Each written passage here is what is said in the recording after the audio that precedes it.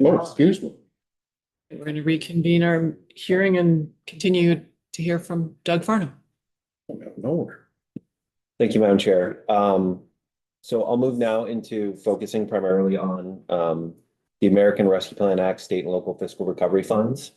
I don't have this in the slides, but at a very high level, the American Rescue Plan Act, state and local fiscal recovery funds, Vermont received an award for $1.05 billion in 2021. That money was then, half of it was appropriated by the legislature. The governor proposed uses. The legislature agreed. Actually, we agreed pretty well on a package of how to divide up things into spending on broadband, water, sewer infrastructure, housing, climate change, and half of it was appropriated in 2021, half of it was appropriated in 2022. So I actually oversaw the building of those programs, making sure that they complied with the federal rules. And we launched over 80 programs over the course of those 2 years. At this point, all of our programs are up and running. There are some agreements and other things that are waiting to be finalized. But many of those programs were designed as 4-year programs, right? A water sewer program, it's capital investment. It's very complicated. It requires funding stacks. It takes time to go through the system. So in many areas, we're still in flight here. And this is just intended to give you a check on where we are. The data is through December 31st of 2023. And we are going to be working on during the session only, a monthly update process to informally update the values between the quarterly treasury cycles.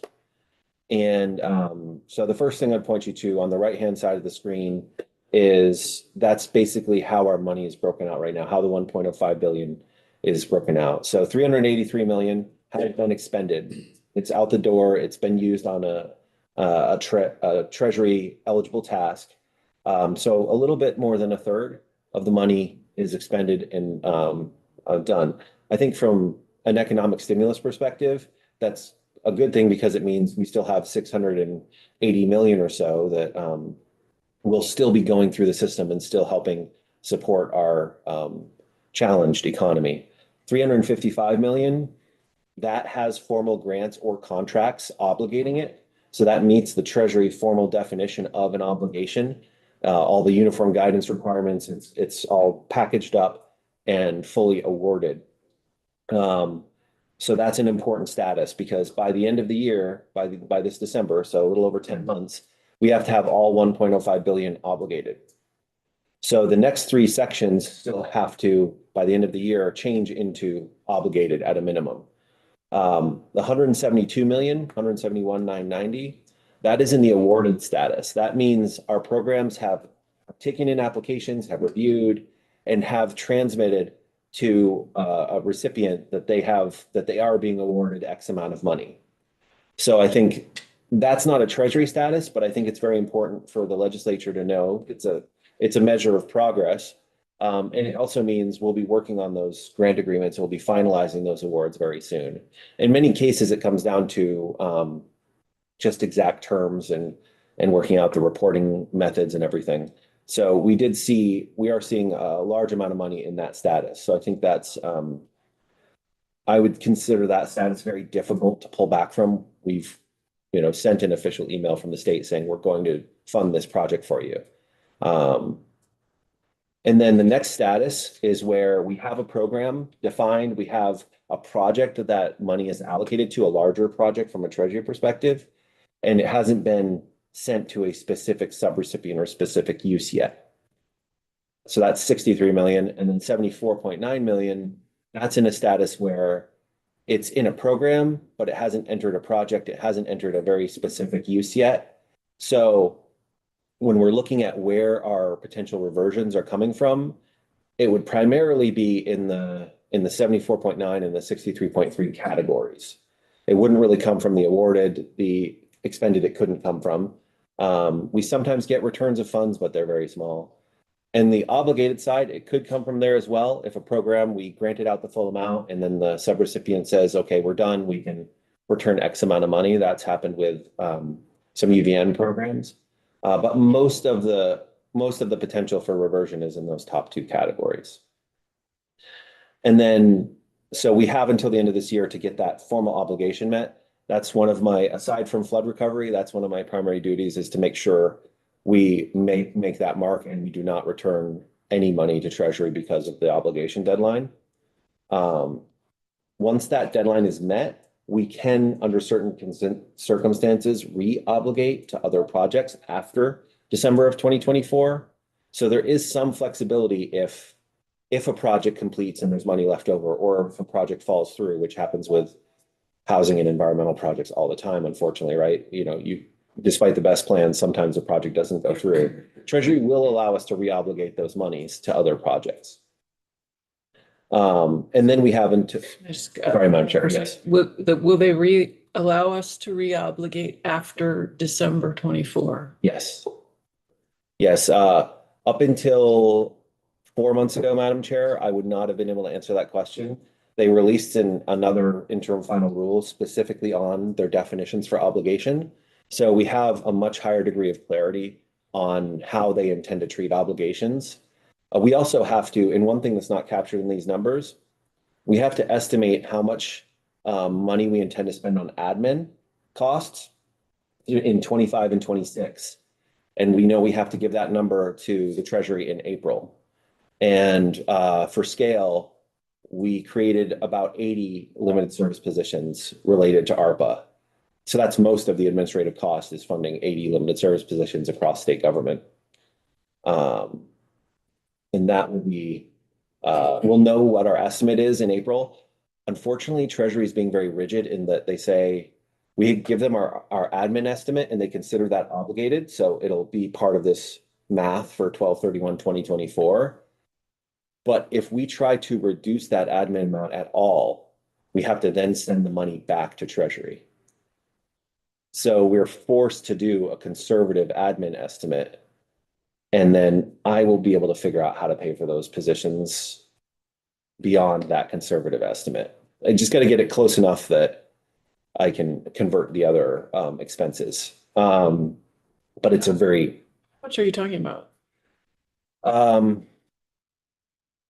80 positions is very, very roughly around an $8 million run rate. So we're thinking the admin estimate will likely be at least $20 million. But we do have to do the proper math on that. I mean, you haven't done it yet. You've already hired those people in there. Well, so Madam Chair, we've hired the people. It did take us quite a while to hire some of the people. Some of the programs have ended. Some will be ending in 2024, some in 25, and some in 26. So we have to look at each position and determine when that position is necessary until. And some of the positions were hired, say, for increased volume and permitting. They're not related to any specific program. So we need to make decisions about positions that aren't specific to a federal program. So we are going to be, later this month, we'll be going out to every single program of the 80 programs that are running right now and saying, you know, and asking them a list of questions about what are your specific admin needs for 2025 and 26. So I do have the ballpark of that roughly 20 million. But I don't want to overshoot, because then if I overshoot, then I failed and we give money back to Treasury.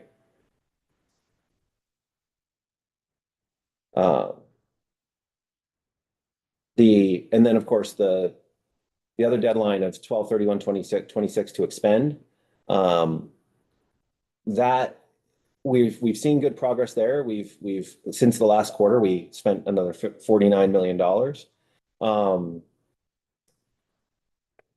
That, with the nature of our investments, which I think were the right investments for Vermont to make, but capital projects are always the trickiest to finish in that kind of time frame. So we've incurred a little bit of risk there, and one of the proposals in the budget allows the Agency of Administration to apply the Treasury funds under the most eligible category and then move funding around in a net neutral manner in order to alleviate risk of having to return any funds.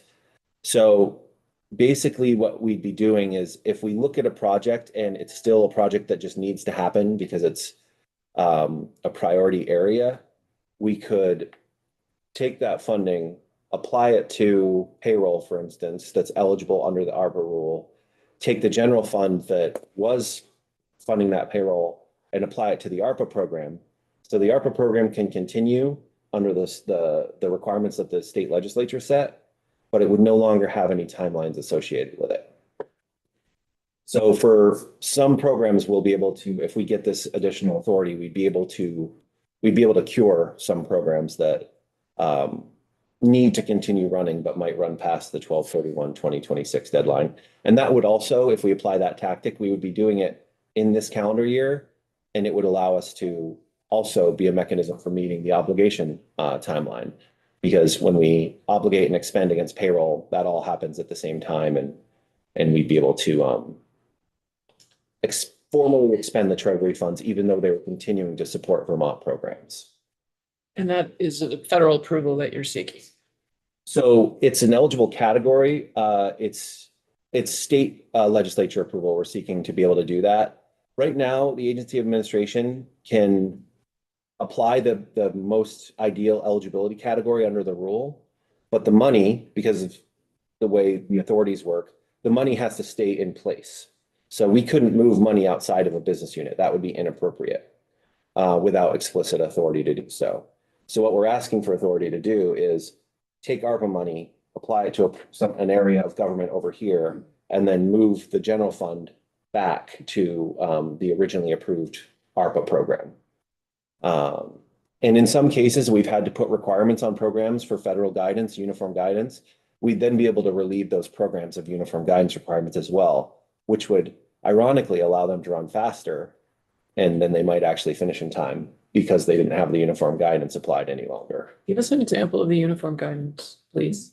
Yes. So one of the biggest examples is, the compliance and monitoring requirements. We have to perform risk assessments on every subrecipient and then determine what level of monitoring based on their financial controls, based on how established their agency, how used they are to accepting and distributing federal funds. One thing we've identified in Vermont is that many of our organizations do not have a lot of experience with federal funds, and we pushed a large amount of federal funding out, and a lot of our organizations are suffering from that. But one element of monitoring and compliance is real property requirements. And if you invest in real property, in even if it's private property, the record of that investment needs to be maintained in perpetuity for federal purposes. So we have to monitor that, make sure no one has sold it. And if they sell it, we have to recapture those federal funds and return them to the Treasury. And so that's one reason we would want, for some of our programs, the real property requirements from uniform guidance relieved. And I think we have certain audit standards at the state of Vermont. They're not as rigorous as federal guidance. But under uniform guidance, under this event in particular, subrecipients have to maintain records for up to 5 years. And then a federal auditor would need to be able to go in there in a single audit and see every record related to how they spent that money. And in many cases, an entity wouldn't have a single audit unless without the ARPA money, because of I always get the threshold wrong. It's either 400 or 500,000 for single audit. And because we're so far over it, I never really worry about it that much. If our funding is pushing them to have a single audit, then not having to do that is a significant saving on expenses, not having to go through that single audit. But the curing mechanism of being able to move money around, we do have a limited bandwidth to be able to do that. We can have about 50 million per fiscal year of capacity to cure those risks. And that mechanism is also being used in the governor's recommended budget to create the match for hazard mitigation and to top off the amount we need for the regular FEMA match. So it's not an unlimited capacity. There is a limited amount of curing we can do, somewhere around 150 to 200 million of programmatic funds that we couldn't cure that way if given that narrow authority. And I say narrow because it would be a pure swap. We would not be able to put that money towards any other use or any other program. It would be taking the ARPA funds that created this village wastewater system program. Take 2 million from that, apply 2 million to payroll, take the 2 million of general fund that was freed up and put that back in the village wastewater system so that they could give grants to subrecipients like smaller communities that can't comply with uniform guidance very easily. And the federal government allows this? Yes. Because the ARPA rule was a pandemic recovery rule, the portion that they allow this on is a rehiring of public sector staff section. And it allows for Vermont to hire up to a certain percentage of their total payroll, as long as that employee was hired after March of 2021. As long as it's a new hire after that period, we have a calculation and an amount that we can use ARPA funds for. Many states, because they suffered revenue losses during the pandemic, they cut their staff. Vermont didn't do that. We found other ways to get by, but we still have that section of the final rule that we could use to formally expend the money very quickly and then continue to invest in what Vermont decided to invest in.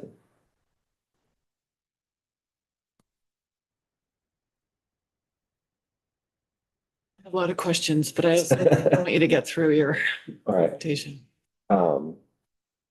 I think that's one thing we've done with ARPA is trying to find the most advantageous eligibility category so that we face the lowest federal audit risk possible.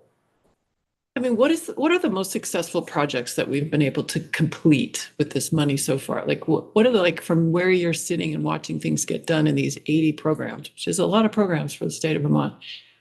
Which ones are like, I want the legislature to know about these because they're the best or most successful in completion? So one of the programs that jumps to mind for me is the Vermont Housing Improvement Program, primarily because that's revitalizing existing stock. It's got a really good return on investment. I'll just be honest with the committee. I don't know if we applied any flood hazard area lens to that program when we launched it. It wasn't really on our radar, right? So we helped landlords revitalize and repair and create apartments. I'm hoping we didn't do that in the wrong places, right?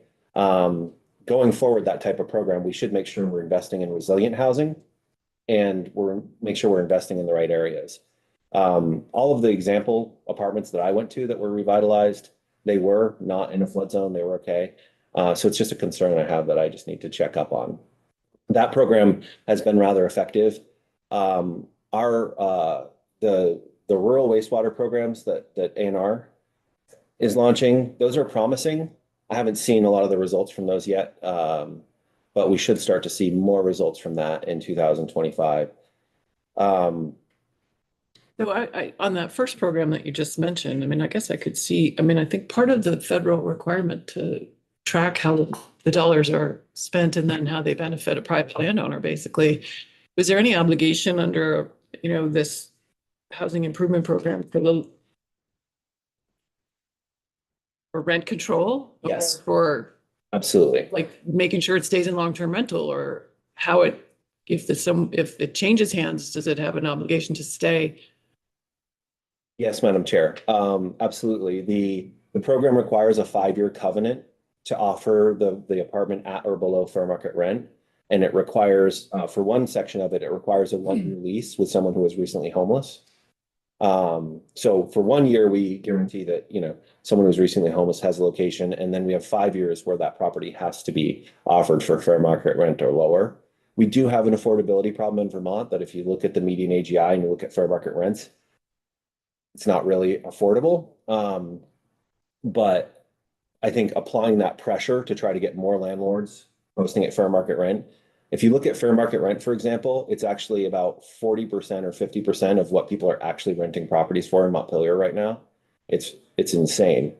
And so, yes, we did have some of those covenants, some of those agreements, because the eligibility for the program for VHIP was primarily based on the income levels of the individuals that we're trying to get housing for.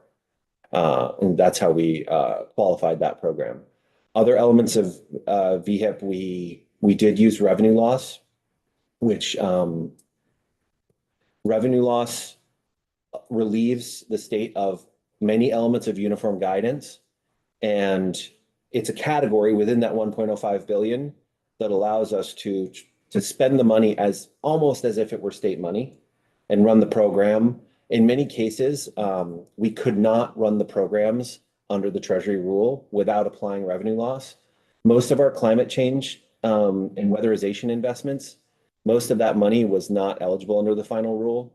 I was pretty salty about that because the Biden administration's been big on climate change, but then the Treasury final rule had nothing at all about climate change investments in it. So there was no way to directly, and I was hopeful that it would, based on what we've been hearing from the White House and from Treasury spokespeople, sorry.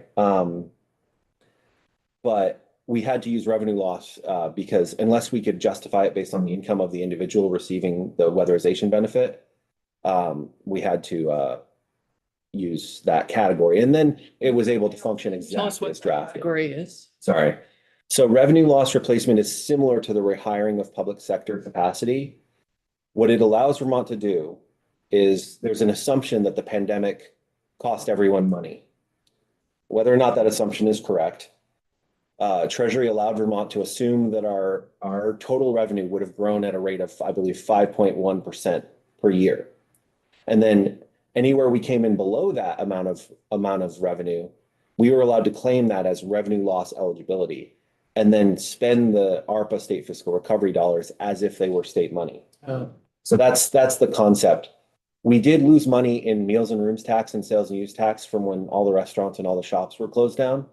And then our economy from at a macro perspective recovered very quickly because other companies stepped in and made a lot of money during the pandemic.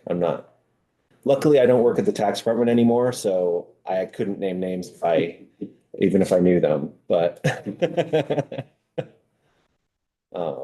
sorry, Madam Chair, part of my background was an economist for the tax department, so that's why I get really nerdy when I talk about the economy. It's great.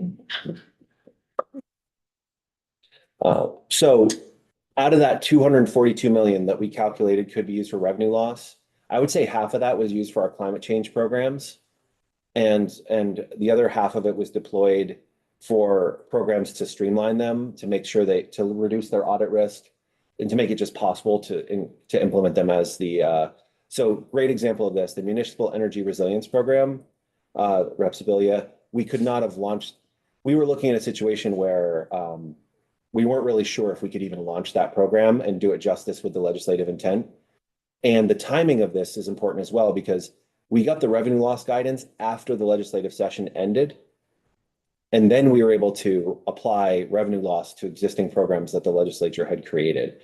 So that's one thing I can't fully reconstruct for the committee off the top of my head is the timing of the guidance with ARPA was incredibly challenging because the legislature had to make many decisions where the guidance was incomplete or imperfect. And then later on, I was able to find ways to make things work. And that was $45 million that's going towards energy resilience. That without revenue loss, we would have had a much smaller, less effective program. Thank you again for getting that done. Sorry, officer. Any questions, Madam Chair? Well, it strikes me that your slides are very helpful, and they'd be even more helpful if like I think you said, we don't have this first slide. If you could put that first slide in there for the big buckets of the original allocation. Oh, that is a great point, Madam Chair. Thank you. I think that's a great idea. I won't even pretend that I thought of that. So I do know the legislature and the administration bucketed slightly differently. So I'll find the right buckets, but I could even put a side by side of what our buckets are and what At some point, they must have been trued up. Well, they were trued up and we agreed on I would say over 90% of the portfolio. But some things we considered economic development and some things the legislature considered human services. So Oh, same project, different different lens. label. Got it. Yeah, really does both those things. So it was you know, good for both of us. But thank you, Madam Chair. That'll be an excellent improvement. I'm too close to a lot of this stuff, so, I understand that. So this is a trend line for our obligations, just to give you a general sense of the condition we're in for meeting that deadline at the end of the year. And this is with some conservative assumptions. One thing this doesn't include is with revenue loss, there's about 150 million or so that's not obligated. And it would be obligated under a state award versus a federal award. Executing a state award is about 10 times faster than executing a federal award. So it's not quite snap my fingers and tell all the revenue loss people to obligate their funds. But if I give people 1 week to obligate all of their revenue loss funds, I'm pretty confident they could do that. So we'll be able to spike this obligation rate very quickly for revenue loss programs. And because of the uncertainty and the need and hazard mitigation for match, one thing the administration is recommending is that we would use the September 30th Treasury reports, which are collected in October and finalized on October 31st. We would use those as the basis for our reversions. So if a department doesn't have things obligated on September 30th, we're going to recommend that we should revert at that point to reappropriate. So, and I would be warning departments several months in advance, September 30th is your last day to obligate funds. If you don't obligate by that day, we're taking it. And so hopefully everyone will be able to get their funds obligated. But we have had programs come forward to say, we're just not going to be able to spend the money. Like the program, rapid program development over the course of 2 years, creating 80 programs for $1 billion. A lot of it was done based on our best guesses at the time, what we thought we could spend. And in many cases, we can come back and say, okay, well, there wasn't quite as much need here. Or in the Healthy Homes case from A&R, oh, I'm sorry. I should have said to your earlier question, Healthy Homes has also been an incredibly impressive program. That's been very oversubscribed. It's been plus up by the legislature. That's been a great program.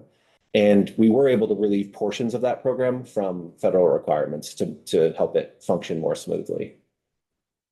And are these maybe the three places you would imagine that these kind of cured, I think is the word you're using, funds would be applied? Like if you're asking for this authority to be able to, I think, reallocate kind of when we're in session,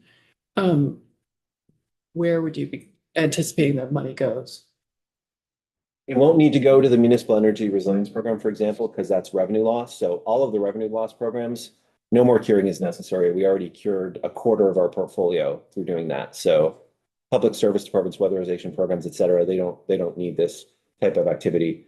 The capital project programs, a lot of our water programs at A&R could probably benefit from relief from the time frame, and their subrecipients could benefit from relief from requirements.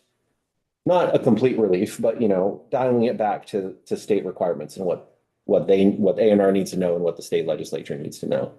So those are two big areas of opportunity, I think, for curing.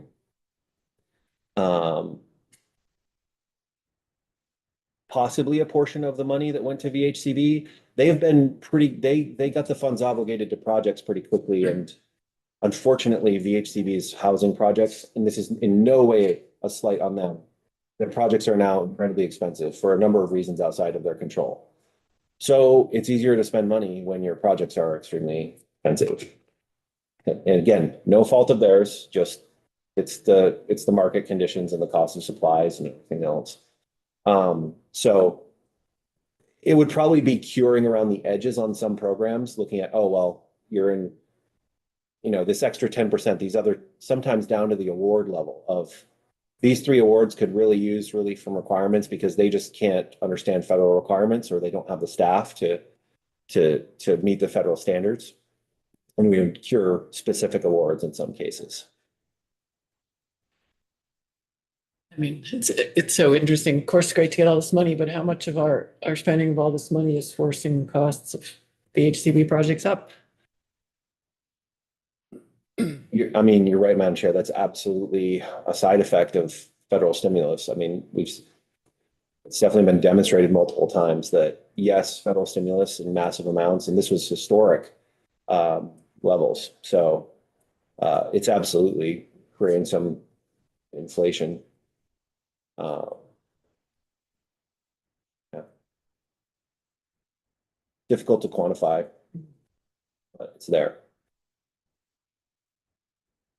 Right?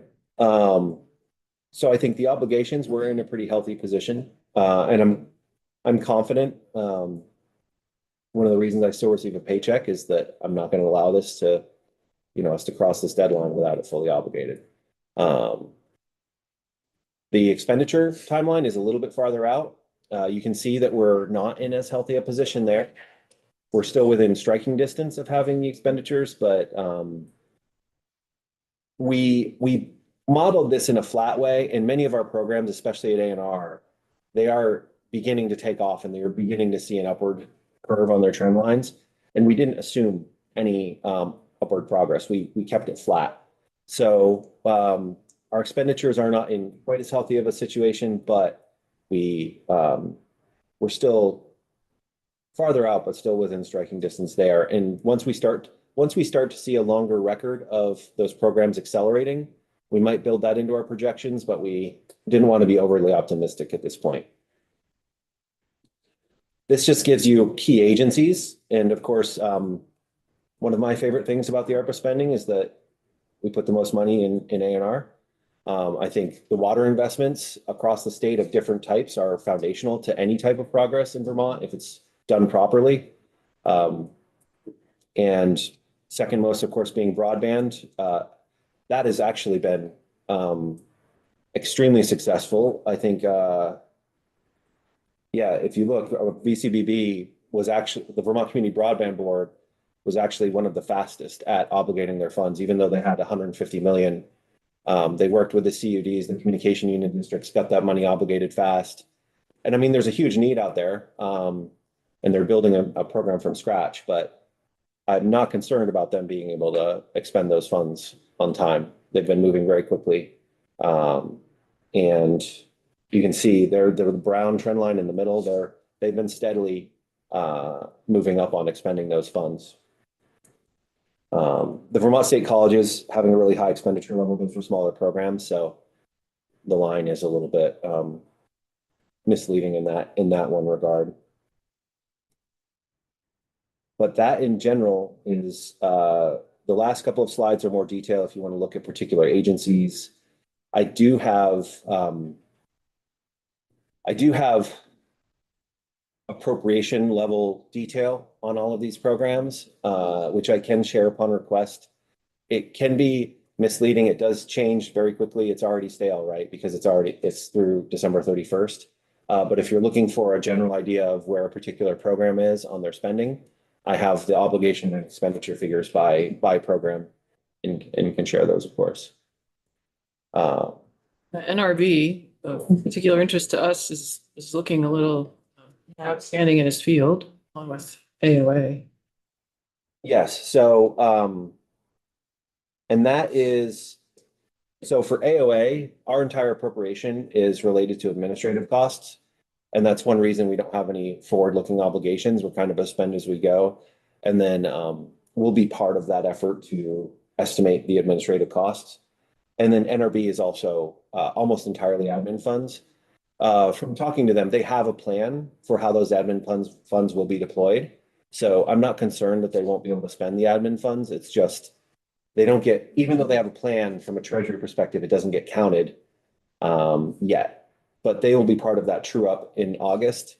And then NRB will go to fully obligated as part of that process. AOA, because we're using payroll replacement, the staff rehiring as well as admin, we won't jump to 100%, but I'm confident in being able to deploy AOA's funds. Again, AOA only got that money to help supplement the admin budgets of various programs and pay for staff across state government that are necessary for ARPA programs, but weren't directly supported by a program budget. And so ANR also awarded. Is this a sort of inverted? So Greater than 50% of the funds that were given to that program are obligated if they're in dark green. Less than 50% in gray, but it, no. Yes, but basically saying that nearly all of our programs have cleared that 50% obligation mark, I think is the intent of the dark green there, Madam Chair. Mhm. And as you can see, A&R and public service, and most of our programs, they have a high percentage of awards that just aren't finalized. So they know exactly where the money's going and they've made commitments, but it hasn't, they haven't crossed every T and dotted every I under the federal regulations. And some of those that don't have an awarded amount on top of their green bar, there might be an opportunity for reversion there. We did collect this information on awarded earlier this month. It was the first time we did it.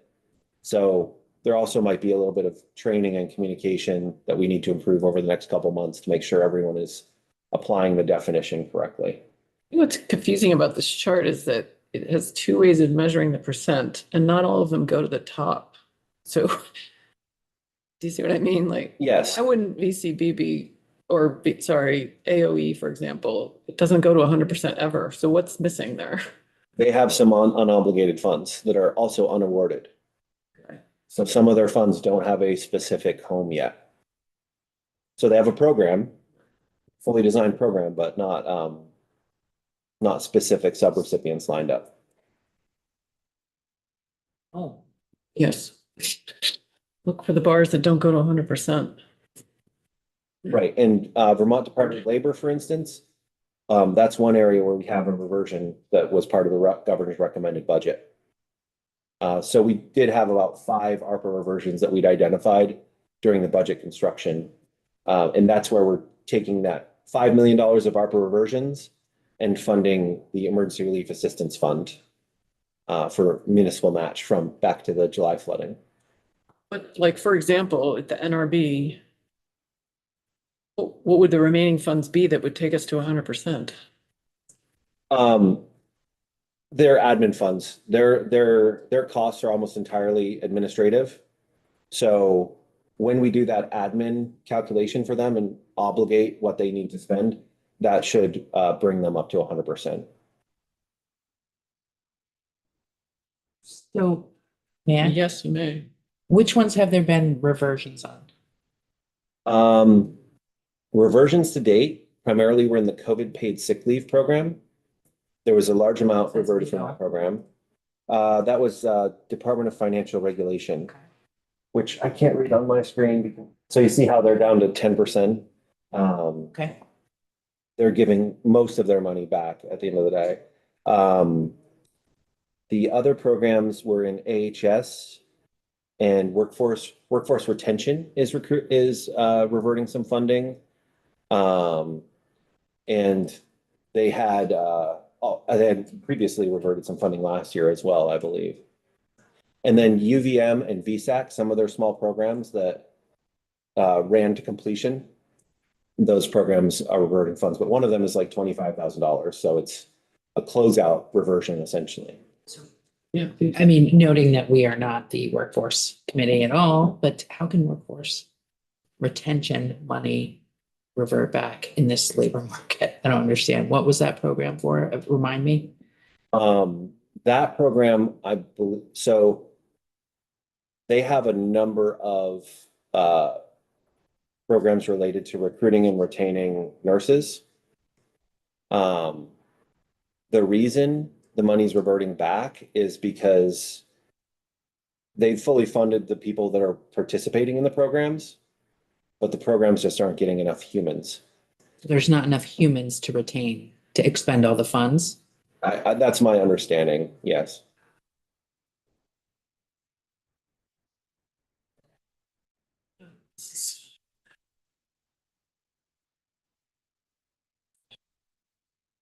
Hmm. I know that. So I would say, Madam Chair, that my one plea related to this slide is that where we do engage in reversions The administration is trying to push as much, like I said, as much of that as possible towards hazard mitigation. 7 million of it towards FEMA match, but most of it towards hazard mitigation. And I know there's a lot of committees in the Senate and the House right now looking at individual programs and trying to revert money and propose different uses.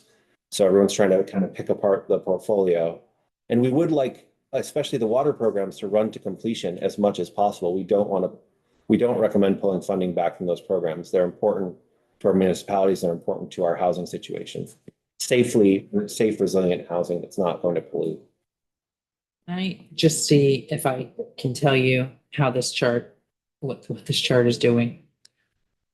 So we are measuring the percent of the where's the percent? Okay, how do we see it? So we don't see the allocations. We're measuring the percent of the allocation for each bucket that has been obligated with the up and down. Mhm.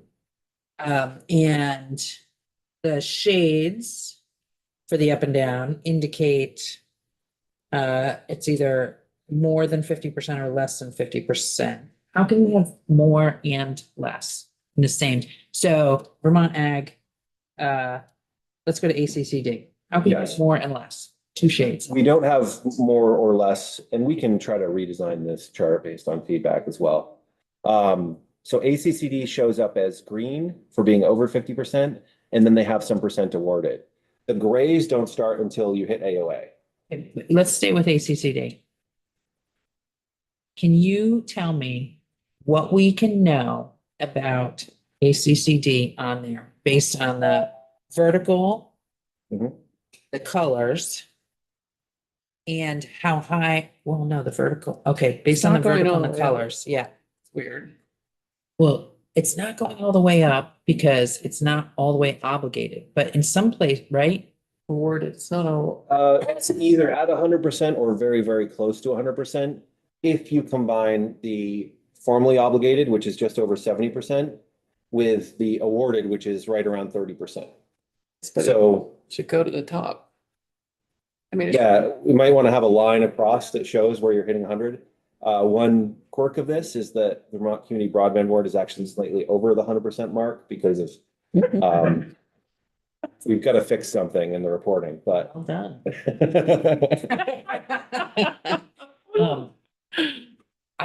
I have to share that I'm hearing the chair on this. I'm having a hard hard time to read. understanding what we should learn from this. it's a powerful slide and it would, fit. we can make some improvements to being able to understand it. I think one other element of this is that it's a percentage-based thing and it doesn't put in context for you how much money's on the line. Yeah. Like HS Dale's programs, I think was $5 million. A&R DC's is like over $100 million, right? So how complete they are is Agency progress obligated. agency. And I get the whole thing, but it should all add up to 100% and the legend should guide us through that at the bottom. And it Right. doesn't quite get us. We could easily add an unobligated status, Madam Chair, that would That would help. get us to 100% and then put the line at the top so that you can see more easily. Once you get to the right, it's like, okay, well, is that 55% or is that 60% or? Well, and also because there's only one of these that has the full legend and it's back on slide. And I don't know if they carried through. I think they do, which is great. But if we could keep that legend of appropriated, allocated, awarded, obligated, expended on slide 3. Oh, It's not why you joined us today, but that would be helpful. And I think at this point, we should focus on, are there other slides you want to walk us through? Because we need to break. Okay. I would only say this final slide really is our status on expenditures. All of these 100% expended or much smaller programs were meant to run for the course of a fiscal year or two. So do I wish that we seeing some higher green bars on expended? Yes, but for some of these, I understand the rational reasons why they're not higher on the expended, and I think overall we're moving in a path to finish ARPA on time. It's just something we need to keep a close eye on. the 30% expended was just a watermark we put in there, may or may not be helpful, right? But It's, I would have loved to see every program at or above 30% at this point in the cycle, based on how many years we are into spending ARPA. is SAS at the end? That's the state's attorneys, I believe. All right. Let's go to, And then just at the end, we did see improvement from our forecasting model is, we're not putting it into the model yet, but we're seeing reasons why we could upgrade our model at some point in the future. Things are trending upwards, so that's positive. And then the awarded funds was a new status we added to this cycle. So that is, and I really appreciate the committee's time, Madam Chair. I realize this is a heady topic, and I appreciate everyone's questions. I honestly do. thank you for coming in. I found this very helpful. So I appreciate your offer to come and talk to us. Final questions, anyone? Thank you again. Thank you, Madam Chair. We will break for lunch and we're